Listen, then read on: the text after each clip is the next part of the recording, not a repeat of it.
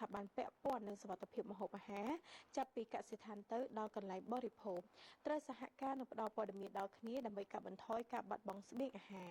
និងការខ្ជះខ្ជាយម្ហូបអាហារ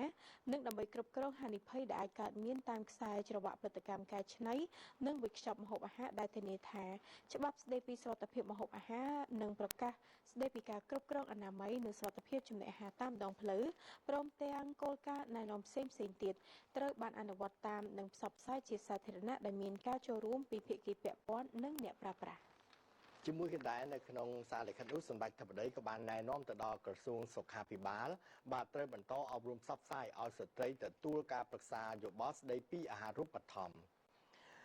សម្ដេចមហាបវរធិបតីហ៊ុនម៉ាណែតនាយករដ្ឋមន្ត្រីនៃប្រជាជាតិកម្ពុជាបានណែនាំដល់ក្រសួងសុខាភិបាលត្រូវបន្តអប់រំផ្សព្វផ្សាយឲ្យស្ត្រីទៅទទួលការប្រឹក្សាយោបល់ស្តីពីអាហារូបត្ថម្ភនៅតាមមន្ទីរពេទ្យឬមណ្ឌលសុខភាពឬប្រើប្រាស់កម្មវិធីប្រឹក្សាអាហារូបត្ថម្ភក្នុងអំឡុងពេលមានផ្ទៃពោះនិងក្រោយសម្រាលនិងបន្តផ្សព្វផ្សាយអំពីការបំបៅកូនដោយទឹកដោះម្ដាយឲ្យបានល្អ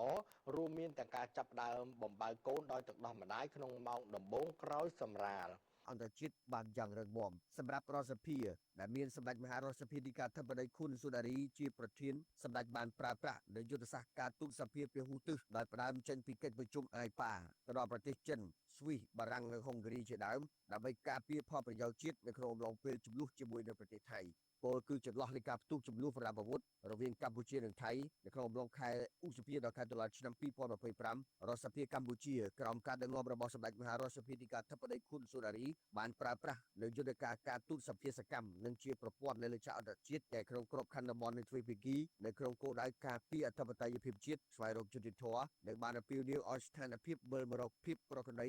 នៅសន្តិភាពឡើងវិញរវាងប្រទេសទាំងពីរយុទ្ធសាស្ត្រការទូតសភាដែលត្រូវបានសម្ដេចប្រធានរដ្ឋសភាកម្ពុជាប្រើប្រាស់មិនត្រឹមតែផ្ដោតទៅលើតំបន់អាស៊ានតែមួយប៉ុណ្ណោះទេប៉ុន្តែបានពង្រីកដល់ប្រទេសមហាអំណាច